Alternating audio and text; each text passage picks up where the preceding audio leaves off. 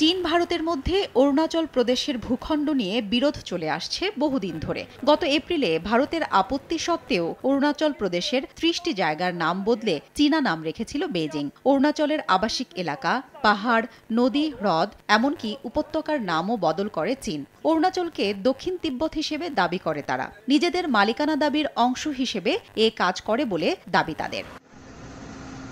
চীনের এমন কর্মকাণ্ডের এবার জবাব দিচ্ছে ভারত। তবে অরুণাচলের জবাব তিব্বতে দিচ্ছে তারা। চীন অধিকৃত ভূখণ্ডের ৩০টি জায়গার নতুন নাম দিতে যাচ্ছে নয়াদিল্লি। নরেন্দ্র মোদীর টানা তৃতীয় দফার প্রধানমন্ত্রিত্বের শুরুতেই চীন সরকারের নামকরণ কৌশলের জবাব দিতে যাচ্ছে ভারত। দেশটির প্রতিরক্ষা মন্ত্রণালয়ের সূত্র থেকে জানা গেছে, প্রকৃত নিয়ন্ত্রণ রেখা LAC বরাবর চীন অধিকৃত তিব্বতের ৩০টি জায়গার নাম পরিবর্তনের প্রস্তাব অনুমোদন করেছে কেন্দ্র।